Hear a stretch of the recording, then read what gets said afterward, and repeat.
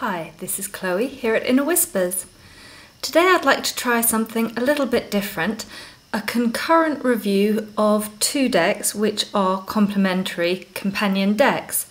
These are the Lilac and Cherry Twilight, which have been recently published, or in the case of the Lilac Twilight, republished by Berenika Press.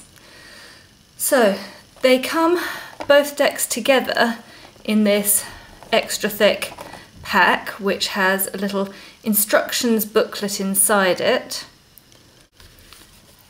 The instructions booklet gives fairly detailed information in Russian, and then there is also a section in English giving card meanings for each of the decks, with slight twists between the Lilac and the Cherry and traditional. And it also suggests a couple of different ways of reading with these companion decks and some example readings.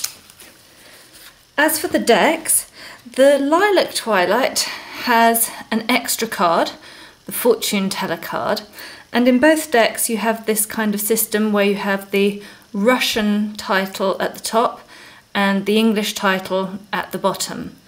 So, as I say, the Lilac has one extra card.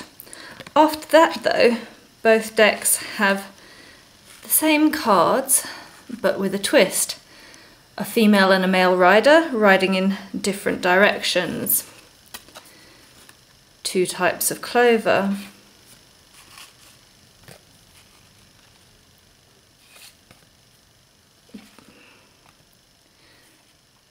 A much more homely house and a more elegant one.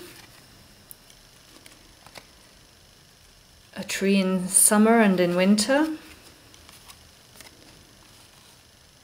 Dark clouds and light clouds on opposite sides.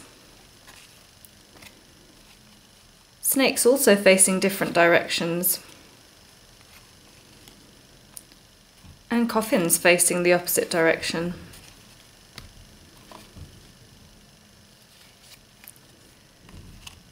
Likewise the scythe. And one card more whip-like, one card more broom-like, though both in Russian are called broom.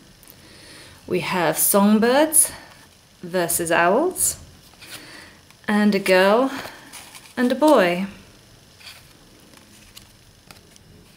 Even the foxes look in different directions, somewhat less so the bears. Stars, very different, and one stationary stalk, one in flight.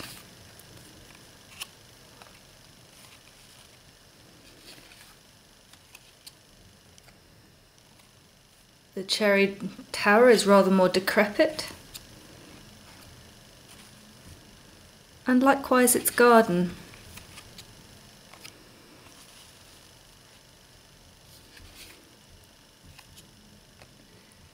I think it's a very interesting idea to have these two decks complementary in this way. It makes for a novel way of reading, should you choose to either use the two together or use the one for the mobile house and one for the actual card. Books, one open, one closed. And also you can use one for your main reading and one for your clarifier, perhaps, is another suggestion in the book. Young man and woman, old man and woman.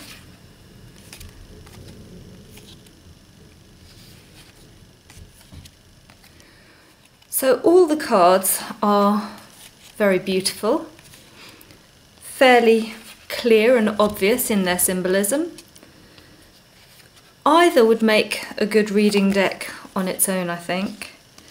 And together there are a lot of interesting possibilities.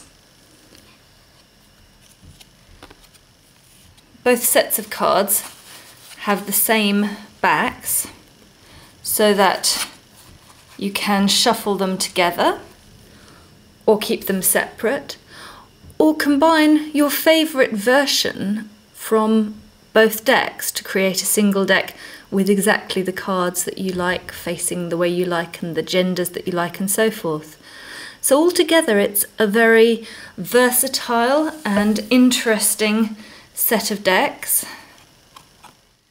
As for the cardstock, it's of nice quality, not too flimsy, not too slippery, quite easy to shuffle, and seems like it'll last well. The cards are a fair bit larger than a regular Lenormand deck, so keep that in mind for grand tableaus and so on.